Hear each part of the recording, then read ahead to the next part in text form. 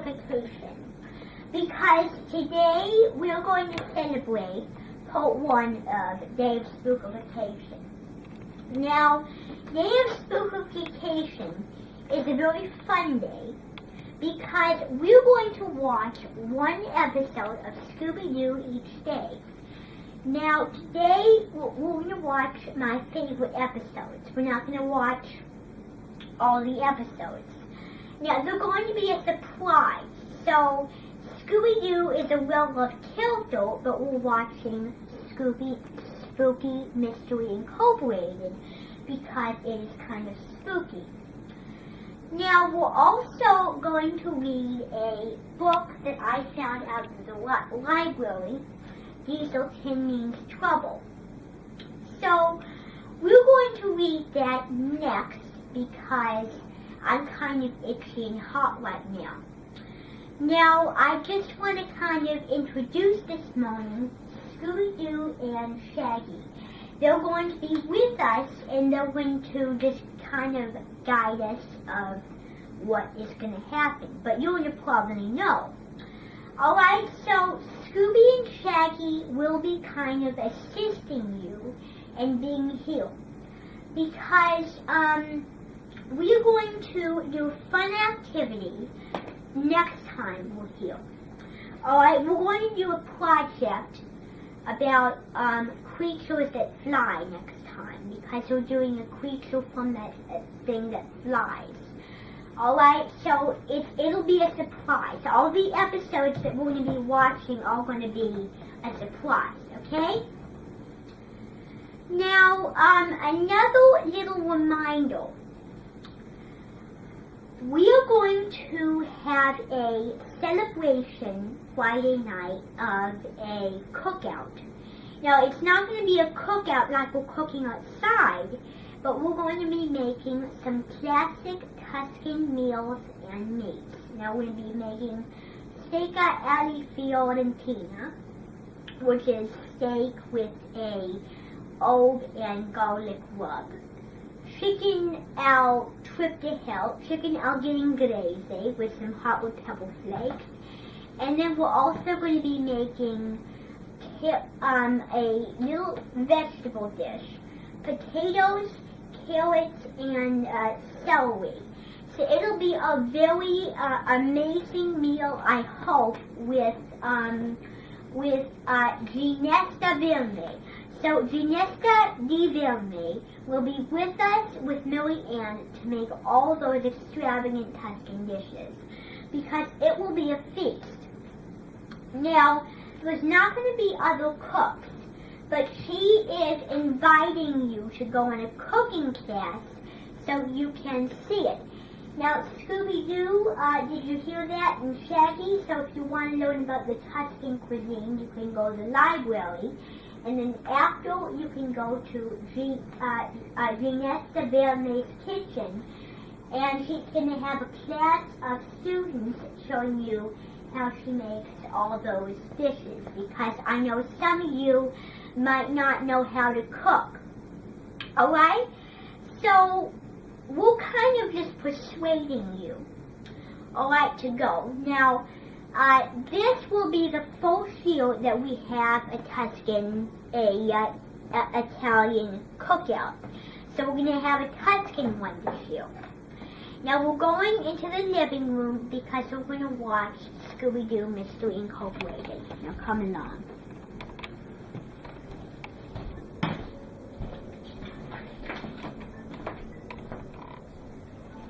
Now, I have to get you seated because there's going to be other kids coming. So, well, the world is here, that's what I meant. So, I don't know if you know this, but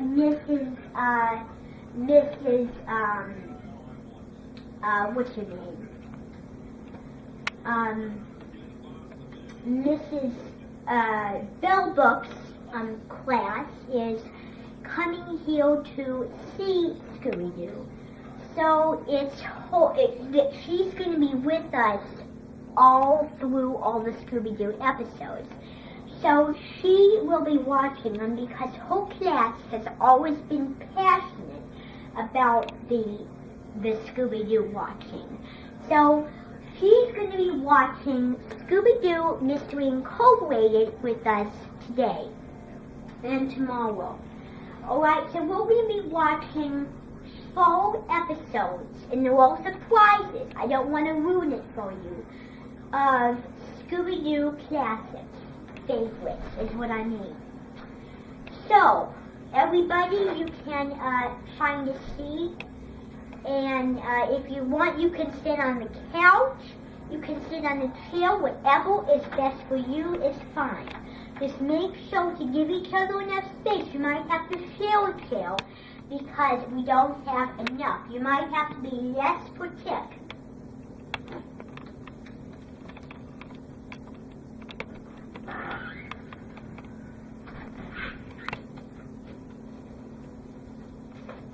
Okay, we're going to watch this. The Shrieking Madness of Char, Gothacon, the Beast That Has No Name. Alright, so that is The Shrieking Madness of Char, Gothacon, the Beast That Has No Name. I can memorize it very well. It's very catchy. Now, we're going in the sunroom because I want to just kind of not read this book to you. But we're going to talk about something kind of creepy in the sunroom first. So let's come in the sunroom. Can you help me get the camera off, please? Now, we're going in the sunroom, everybody, because I am going to play that song, Monsters Everywhere, again for you, because you might know how it goes. So I'm going to play that song again for you.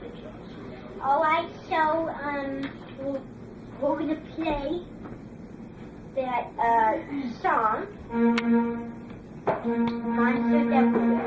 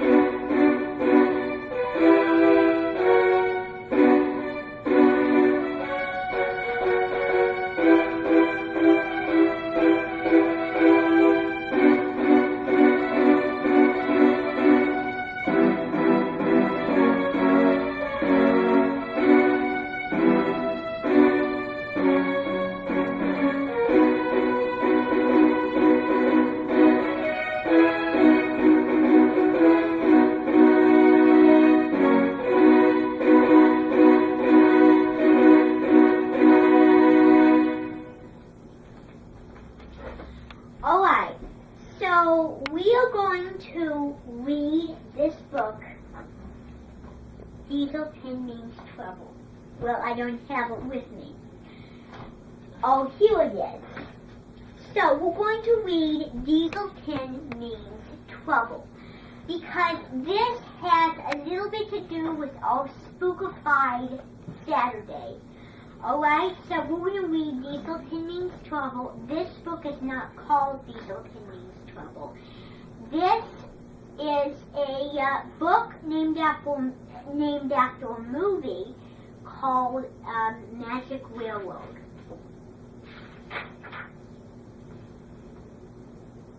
Thomas the Tank Engine was a little blue engine who always tried to be really useful, and all his friends lived on the island of Sodo. Life on the island of Sodo was very peaceful and happy, but on the beautiful island where trains could talk and the railroad was really reliable and right on time, trouble was brewing. So Topham Hatt, the railroad director, was going on a vacation. Mr. Conductor, who traveled from place to place in a shower of gold dust, was coming to help out. I have to go and meet the conductor, Thomas said. He's going to take care of Paul so Topham's hat is away. I think we can take care of ourselves, Tuscan. Whoosh! Suddenly, a big diesel engine raced past them. Get out of my way, you blue puffballs, the diesel growled. What was that? Golden asked nervously. That was a problem, Thomas said as the diesel screeched away. That's Diesel 10, so Topham had sent him to help steam engines. But Diesel 10 is behaving as though he hates us. I think he's a really scary engine. Huh, grumbled Gold. Really scary engines, like us, have to be brave a little time. Thomas agreed, but he couldn't help feeling frightened. Meanwhile, Diesel 10 was planning to get rid of the steam engines once and for all. He wanted to run the railroad. That night, Diesel 10 sneaked up to the engine shed and threatened Mr. Conductor with his scabbed claw. Make the most of tonight, Twinkle Toes, said Diesel 10, because you won't lie tomorrow. Mr. Conductor had another problem, too. I've suddenly lost all my sulfur, he sighed to Thomas. To get it back, I must find some more gold dust. Thomas and the other engines knew they had to help Mr. Conductor find the source of the magic gold dust. While the boss of Topham's hat is away, we cats will play Polo Diesel 10 to his palace. Splasher and Dodge grumbled. We're going to make life miserable for those steam heaps of trash on wheels, Diesel 10 continued. The island doesn't need them. It needs diesels. There is no use for steam engines these days. They're history. But what about Mr. Conductor? Asked Splasher. Is he going to stop us? Dodge asked. Mr. Conductor needs magic gold dust to keep one eye on us, sneaked Diesel 10. And I know we can because he's just run out. A door opened on Diesel 10's cab and out came his huge meddling claw. I'll take care of all of them with this, said Diesel 10. He lifted his claw high above them, but then it dropped and hit him on the head. I don't think he meant to do that, Splasher and Dodge said to each other. Little did the Diesels know that Toby the tram engine had overhauled his plans. Toby told the other engines. Then he followed the Diesels to see where they were going next. The Diesels was plotting to destroy the magic buffers that led to Mr. Conductor's magic railroad. We don't know where the entrance to Mr. Conductor is, and we don't know which are the right buffers to destroy, asked Diesel 10 to Splasher and Dodge. So we have to destroy all of them. They knew he had to do something to stop Diesel 10. Toby knew he had to do something to stop Diesel 10. I've got to distract him, Toby thought. Clang! Toby rang his bell as loud as he could. It's the old teapot, shouted he. It's the old teapot! Shouted Diesel 10. Smash him! Diesel 10 tried to catch Toby with his claw, but he knocked over a pile of scrap right onto the tracks Diesel 10's path was blocked. Boss, you didn't need to do that, asked Splasher and Dodge. Dieselkin growled. I always mean what I do. Dieselkin was mad when he found out that Thomas had traveled to the Magic Railroad to bring back Lady and the Golden Engine. Lady was the source of the magic gold dust. She could help Mr. Conductor fool Dieselkin's plans. Dieselkin chased Lady, but Thomas raced between them. All the engines headed towards a dangerous old viaduct.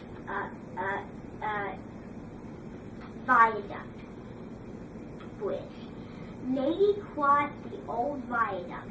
Stones began to fall. When Thomas crossed the viaduct, most stones fell, and a big gap appeared on the track. Thomas jumped the gap just in time, but Dieselkin could stop, and he tumbled far below a huge field of sludge. Lady was safe, and there will always be plenty of gold dust. You are really useful engine, Gordon told Thomas. Beep beep, Thomas said, and puffed home into the sunset. Now that is it for today. I hope you had a good time just trying to learn about Spookification Day as much as you could. And I hope you enjoy your Scooby-Doo episode that we also did today.